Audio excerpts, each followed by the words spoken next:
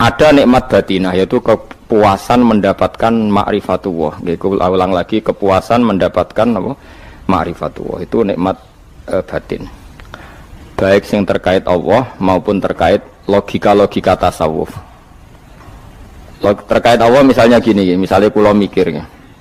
Kulo nu bolak-balik matur niki, berkali-kali di tempat ngaji ini. Kimki jenane eling, mboten gadah masalah ingatan ini eling-eling. Eling-eling tenan. Wong nak soleh, ya soleh, soleh. Cek soleh mulai cilik, cek soleh dadakan terus husnul khotimah. Pokoknya napa? Soleh. Niku nak mati, niku bumi ku nangis. Nangise bumi ku kekurangan utawi kalong wong sing sujud ning ndekne. Ya Allah Gusti, biasanya wonten tiyang niku sujud teng nggen kula, dia berperilaku baik teng nggen kula, sakniki tiyang niku pun jenengan ambil, nangis bumi. Sakniki sing urip karek bedua-bedua, damel narkoba, damel ngefly, damel macam-macam lah. Itu nangis bumi. Langit semeneng. Semeneng. Gusti matur nuwun Gusti, orang itu saya tunggu lama, sekarang sudah engkau angkat ke tempat kami. Maksudnya diangkat teng langit. Sing bumi nangis, sing langit napa? Seneng. Nah, kemudian kita berpikir begini, bumi kok iso nangis ku piye? Nah, itu terserah sampean apa termasuk ulama zahir apa termasuk ulama batin. Kalau ulama zahir mengatakan bumi nangis itu mau kinayatun anil husni. Pokoknya pantese bumi ku susah, wong kelangan putra terbaiknya. Tapi nak cara ulama-ulama hakikat yang mengenali sekali betapa kudrahnya Allah, betapa kudrahnya Allah itu tidak terbatas. Itu yang meyakini bumi nangis itu nangis tenan. Misalnya ngaten kula tak terangno malih ya. Kowe bayangno dadi Nabi Adam, ngrungokno kowe. Kowe bayangno dadi Nabi Adam. Nabi Adam tenan maksudnya. Terus Nabi Adam orang pertama dia tahu betul kalau dia dicipta dari bumi. Dan dia pula tahu betul, beliau tahu kalau dia bisa ngomong, bisa mikir, bisa macam-macam. Terus indukannya beliau itu bumi. Mesti pikiran Nabi Adam, jangan-jangan bumi ini juga bisa berpikir kayak saya. Ini kan materi saya, karena saya dari bumi ini bisa ngomong, bisa melihat macam-macam. Terus bedanya apa? Manusia mbek napa? Umpama kowe dadi Nabi napa? Adam. Orang yang dekat sekali, qoribu ahdin, dekat sekali dengan kesaksian kudroh Allah. Gini ku dekne roh nak materi ini ke bumi dan dia orang pertama yang urung lali kamane. Tapi ketika sudah ribuan orang, mungkin jutaan orang lali, seakan-akan bumi itu tidak jenis dari kita. Bumi adalah hal yang berbeda dengan kita. Kita manusia berakal, bumi itu benda mati. Terus kowe katut wong goblok-goblok, bumi itu benda mati. Sajane ya rada kriminal wong Islam muni bumi itu benda mati. Enggak bisa berpikir, yang bisa berpikir hanya manusia.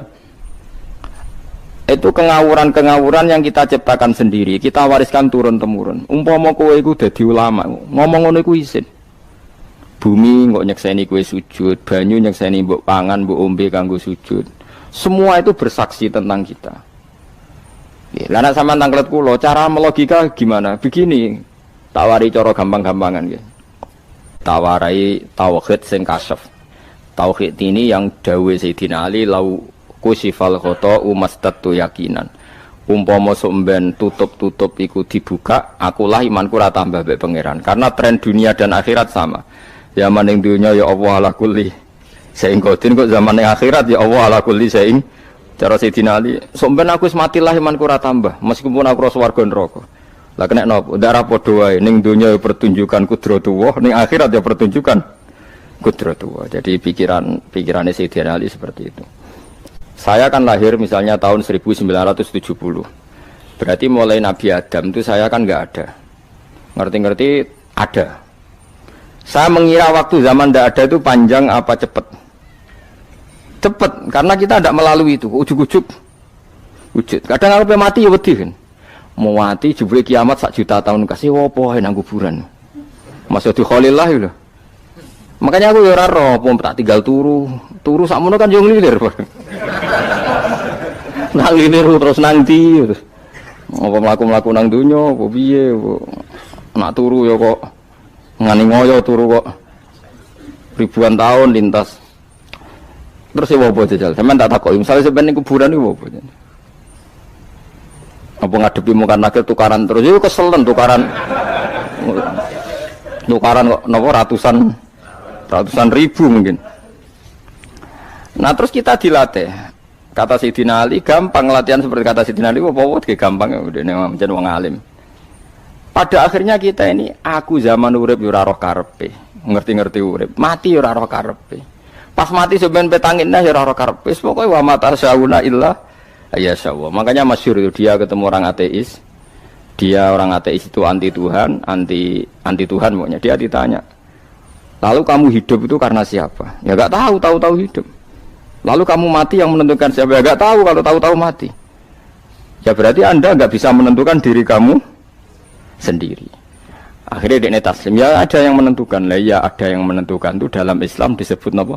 Allah. Disebut kalimatu haqqin alaiha nahya wa alaiha namut. Jadi kalau maknani itu kalimat yang benar-benar nyata, yang karena kalimat itu pula kita mendapat kehidupan, yang karena kalimat itu pula kita mati, yang karena kalimat itu pula kita akan bangkit lagi. Itu yang makna hakikat.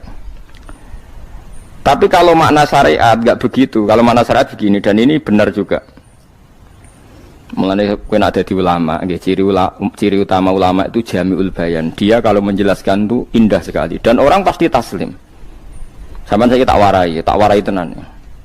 Sampeyan kan biasa wiridan la ilaha illallah kan biasa, mulai mimpin tahlil sampai kepeksa mergo do tahlil melok, sampai sing darani bid'ah akhirnya ya melok tanggane napa? Tahlil. Semoga wae. Kata Ibnul Qayyim Al-Jauziyah dalam kitab Zadul Ma'ad. Kitab Zadul Ma'ad itu kitab kesayangannya Sayyid Abdul Al-Haddad. Sayyid Abdul Al-Haddad itu pengarang kitab Zadul Ma'ad. Padahal kitab ini dikarang oleh muridnya Ibnu Taimiyah. Abdul Al-Haddad itu gak seneng Ibnu Taimiyah tapi seneng muridnya. Jadi di sini ulama ya demokratis. Gak seneng gurune tapi seneng. Saja nih Ibnu Taimiyah itu orang baik. Ya ulama top ya baik, ya waras top. Tapi ngerti-ngerti Wahabi itu identik dengan Ibnu Taimiyah. Akhirnya ulama ahli sunnah penyebut itu terus isin. Mulane kiai-kiai ra ono sing dalil kok Ibnu Taimiyah mergo dicap Wahabi. Padahal Ibnu Taimiyah wong alim. Di kitab-kitab kita termasuk Sayyid Muhammad piyambak nyebut Ibnu Taimiyah qala Syekhul Islam lho, qala. Tapi kan ini sudah milik Wahabi sehingga kita ini terus akhirnya gak gelem nyebut. Ya jadi kitab koyo dalil fastabiqul khairat iki apa par iki dadi dalil yo dhewe-dhewe. Wah parah tenan wong-wong. Dulu saya melihat orang enggak kunut itu ya biasa. Mergo saya sebagai wong alim ngerti iku madzhabe Abu Hanifah. Saiki nek ora kunut Muhammadiyah. Kita ini sebetulnya ahlul ilmi enggak tahu kunut itu madzhabnya siapa kita. Itu madzhabnya Abu Hanifah, yang kunut madzhab Syafi'i. Tapi tahu-tahu iki madzhab NU, iki madzhab Muhammad. Mana ada orang-orang ini bisa punya madzhab? Ngalime sepiro nganti dadi nopo? Madzhab. Tapi wis dadi bahasa, wis dadi nopo? Sekuajo kabeh sene. Mas repot-repot. Tak warai iki. Sampeyan ben nglafadzno la ilaha illallah iku keren ya, keren tenan mboten keren-keren. Ngendikane Ibnu Qayyim Al-Jauziyah itu gini. Min asliha khuliqatil jannah wa min asliha khuliqatin nar. Terus wa min asliha khuliqatid dunya wa min asliha buisatir rasul wa min asliha qatalar rasul. Wah, terus sampai sekarang saya tak bedai. Surga itu kan digawe kelas VIP. VIP mewah. Terus jari Rugani widadari dulu kan nak wingi betul-betul. Kira 70. 70. Wayu kabeh ora ono sing kriting, wayu kabeh. Wayu kabeh terus gak tahu delok wong liya. Kadang bojo kita wis elek jek delok. Oh iya, widadari sifatnya maksuratun fil khiyam. Jadi gak tahu keluyuran ning ndi. Wayu kabeh. Lek.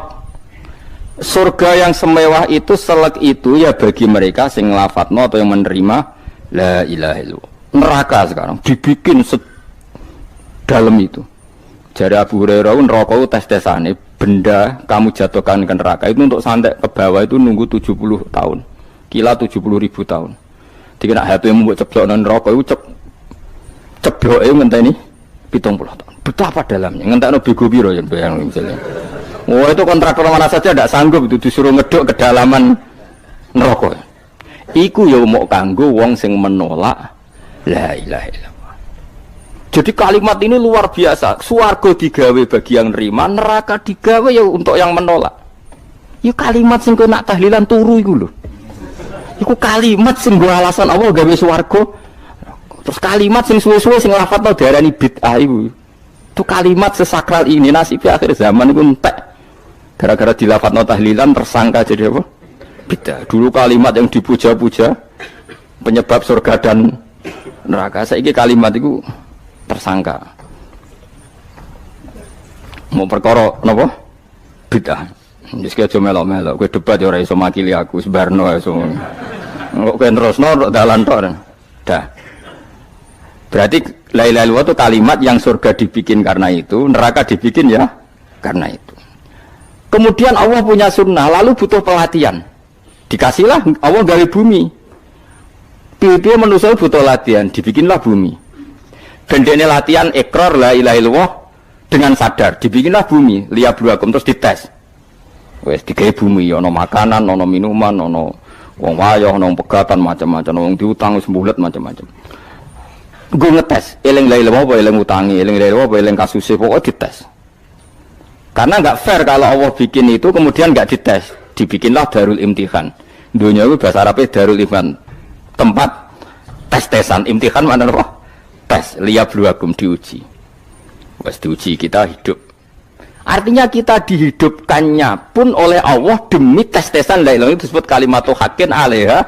Nah ya sebenarnya kita hidup pun ini untuk dites. Pada akhirnya la ilaha illallah apa enggak?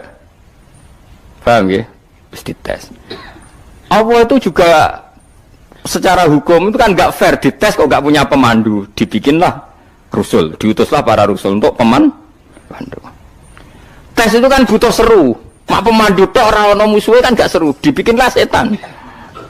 Saat ini sebagian kita sudah setan tapi ini ben seru. Lho ndak setan kan minal jinnati wan nas, rumangsamu setan usopo. Baik setan minal jinnati wan nas. Jadi kena muni auzubillahi minasyaitonir rajim terjemahnya berlindung Allah dari saya sendiri ya Allah itu. Lho itu kalau lama dulu biasa auzubillahi min syururi anfusina wa min sayyiati a'malina. Sebenarnya kita berlindung hanya dari setan yang jauh, iblis itu enggak. Ya setan diri kamu sendiri, min syururi anfusina, dari kejelekan diri kita. Ngomongnya do ujug, soalnya setan tuh makhluk gaib sing piye. Lah kowe iku sapa? Nganti kowe maksiat terus mergo akrab klop, roh mbek setan klop. Mulane terus maksiat. Dah Allah ngutus pemandu yang ngecul setan ben fair. Napa? Fair. Jadi semua darul ibtila ini juga demi kalimat. Nah, makanya disebut kalimatul haqqin sing alaiha nahya. Kita hidup ya demi mendapatkan kalimat itu. Kita mati nanti ya demi kalimat itu, artinya mati ke neraka ya karena kalimat itu kita menolak atau mengabaikan. Masuk surga ya karena kalimat itu kita hormat, kita benar dalam memperlakukan kalimat itu. Berarti alaiha nahya wa alaiha namut. Terus wa alaiha nub'as karuan, kalau kamu termasuk minal aminin ya nub'as minas solihin, kalau minal kafirin ya nub'as minaz zalimin. Tapi semua desain dunia ini hanya demi kalimat la ilaha illallah Muhammadur Rasulullah. Nah ini kan penting. Bagaimana mungkin kemudian kalimat sesakral ini, sehebat ini, kemudian ada orang tahlil kamu tidur? Kok iso? Kalau janggal kok iso wong turu? Misalnya kayak mangkel, kalau mangkel sing mimpin Gus, suwira barbar. Bagaimana mungkin kalimat yang menyelamatkan Anda kemudian Anda anggap problem? Elek gak? Apalagi kamu anggap ini bid'ah. Nak cara kula oke lah, ndongakno mayit itu gak ono tuntunan Nabi. Tahlilan gak ono tuntunan. Tapi wis muni tok kono tok. Artinya muni tok kono tok ora usah nyerang kalimah, enak kalimah tetap kalimah thayyibah. Soal kowe ora seneng sing tahlil, mergo tiga profesi lah iku wonge wae gedhinge aja geman. Ya saya misalnya, saya kadang enggak cocok sama mubalek karena kadang profesi. Tapi saya tidak pernah anti pengajian bagaimana untuk membawa syiar Islam. Tapi kalau balik kadang ora seneng, kadang takon entuk piro. Bareng sangone sithik, kok sumpah mek transportasi ini. Lah ngono kok mbok senengi iku piye? Tapi kita terus gedeng keliru iku sing nggawa syiar Islam. Mana ada pengajian didengar orang banyak tanpa mubalek? Gak iso. Ndune iso melepukno barang-barang ra penting dadi penting iso. Lah cara guruku teng sareng, lha ngape melepuk kanggo panggung barang perkara. Tapi kadang ya benar. Yang namanya mudin mubalek ya itu bisa benar bisa salah, tapi kamu nggak boleh gedeng kalimatnya. Kalimat itu kalimat hak. Nah, ini penting kalau utarakan. Sehingga zaman Nabi Sugeng ini rungokno tenan ngaji kula. Zaman Nabi Sugeng ada sahabat Namanya itu Usamah bin Zaid. Ini sahabat kesayangannya Nabi, hibbu Rasulillah. Usamah itu diutus Nabi perang. Ini dengerin, diutus perang. Pas perang itu si kafir tadi memenggal temannya. Ada yang tangannya putus, kakinya putus. Wah, seorang kafir ini sudah luar biasa. Bacok sana, bacok sini. Ketika terdesak oleh pasukan Usamah, kebetulan Usamah ini cakap ya, sama beberapa temannya orang Ansor. Orang kafir yang sudah Koto'a arjulana wa koto'a aidiana, dia pas terdesak bilang la ilaha illallah. Terus sama Usamah tetap ditusuk, dibunuh karena dia berpikir ini qolaha muta'awwidzan, dia melafadzkan kalimat itu hanya berlindung dari pembunuhan. Setelah dilaporkan Nabi itu marah besar. Nabi ngendikan kaifa anta ya Usamah bila ilaha illallah idza ja'at bika yaumal qiyamah. Kowe nak ditakoki la ilaha illallah ku piye? Piye-piye wis ngomong la ilaha illallah, tapi ambek ngomong ngoten sausé ngetoki tangan kula, maksudnya tangan kula tangan kelompok saya, kaki saya. Nabi tetap jawab kaifa bila ilaha illallah idza ja'at bika yaumal qiyamah. Pokoknya Nabi menyoal terus. Sampai menjadi fatwa ijma'nya fuqaha, siapapun yang melafadzkan la ilaha illallah harus kita terima meskipun qolaha muta'awwidzan, meskipun saat melakukan hanya cara zahir berlindung dari kematian. Sehingga kita terima. Orang kafir yang 80 tahun kafir melafadzkan la ilaha illallah 1 menit menjadi mukmin. Sampai ada ayat kulil ladzina kafaru iyantahu yufar lahum ma qad salaf. Ini kalimat yang sakral, bahkan kafir yang 80 tahun saja menjadi mukmin hanya karena melafadzkan la ilaha illallah. Mulane yang ngaji saya, yang seneng saya, jangan pernah kamu mengatakan ada bid'ah yang orang bisa jadi kafir. Bagaimana mungkin orang mukmin yang ke kuburan dan melafadzkan la ilaha illallah kamu katakan kafir? Padahal kalimat ini yang kafir 80 tahun saja menjadi mukmin. Saiki ana wong lafadzno la ilaha illallah mergo salah tempat pinggir patok mbok arani kafir. Lho kok aneh. Wong sing kafir 80 tahun dadi mukmin iki gara-gara ngafadzno la ilaha illallah dadi kafir. Mergo mbok salah tempat ning pinggir apa? Patok. Mbok yen ora cocok muni nganggur, wong sering ziarah ku nganggur. Nyatane ya tenan. Cara dekne pegawai negeri ora sering ziarah. Nah, tapi ora usah muni kafir gak mungkin lah. Coba kalimat ini itu orang kafir yang 80 tahun menjadi apa coba dengan melafadzkan kalimat ini? Mukmin kan? Berarti kalimat ini adalah kalimat penghilang kekafiran. Lalu karena dilafadzkan secara salah dianggap kafir. Hanya karena bid'ah itu tidak mungkin. Makanya sebetulnya Wahabi yang alim-alim itu tidak berpendapat demikian.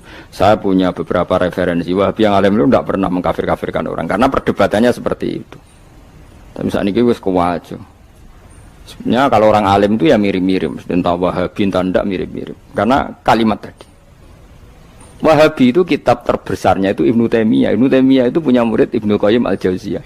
Itu sampai sekarang saya lihat di fatwanya Ibnu Taimiyah itu begitu hormat sama orang-orang kita ini sama. Tapi tahu-tahu lewat penyaduran sana sini terus menjadi kacau. Jadi kalau balik ini malah sampai nak kepengen dua nikmat batinah. Seperti tadi yang saya utarakan, swarga dicipta sedemikian mewah ya demi yang menerima la ilaha illallah. Terus neraka dibikin se ekstrim itu juga bagi yang nolak. Kemudian dibikin daru pelatihan yaitu dunia ya karena kalimat berarti kalimat itu luar biasa. Wa biha qamatis samawati wal ardu. Kalimat ini pulang menjadikan langit bumi berdiri. Lalu sekarang kita bisa ngomong, bisa berpikir, bisa ngadekno BPKB macam-macam.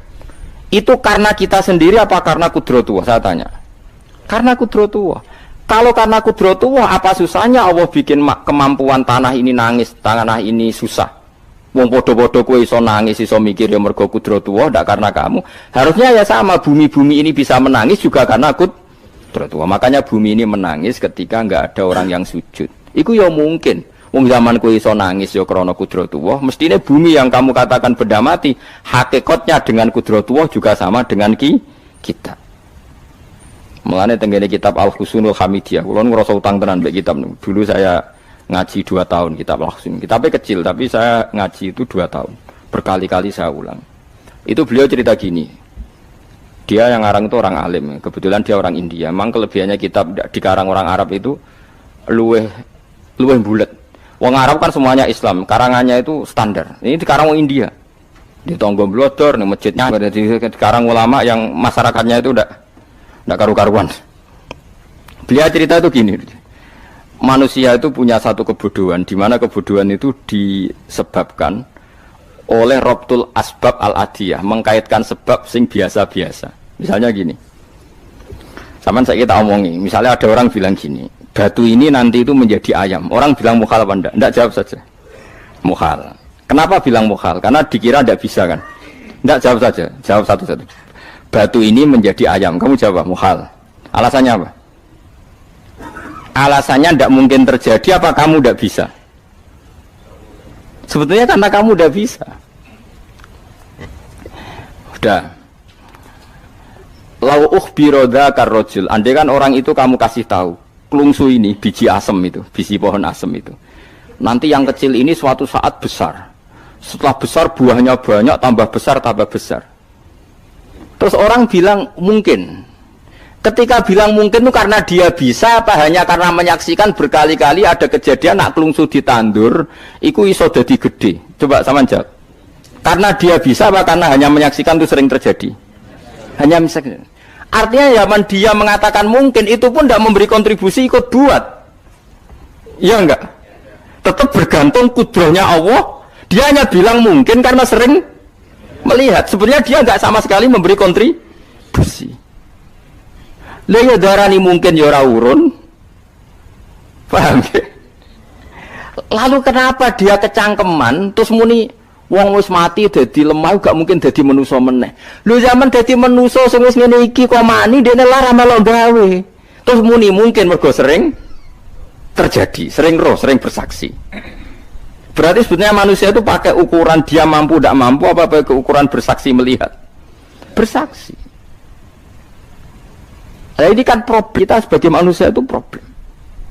Mulane disebut wa kanal insanu dzaluman jahula, wis goblok aja-aja. Mergo manusia ku nak wis goblok aja-aja. Makanya saya kemarin diminta ngisi di pondok kajen. Kalau sampeyan berdebat sama orang ateis atau orang komunis itu gampang saja. Dilatih begini seperti teorinya Quran. Ya nanti saya teruskan, ini tak ulang lagi ya. Saya ulang lagi ya. Andai kan nggak pernah terjadi telur itu jadi ayam, nggak pernah terjadi sama sekali. Telur itu jadi ayam. Terus kamu mengasih tahu orang tadi, telur ini loh nanti jadi hewan yang hidup terus terbang. Mesti dia bilang mukhal, mau benda mati kok nanti jadi benda hidup yang terbang ngalor ngidul. Berhubung sering terjadi dan dia pun tidak ikut bikin, bilang mungkin. Paham ya? Saya ulang lagi ya. Berarti dia bilang mungkin karena sering apa? Terjadi dan dia lihat. Andai kan pertama kali nggak ada telur sama sekali yang jadi ayam, terus pengalaman pertama di dunia belum pernah terjadi. Kamu kasih tahu telur ini nanti jadi ayam terus terbang. Orang ini bilang mukhal enggak? Mukhal. Berhubung sering terjadi bilang enggak? Enggak.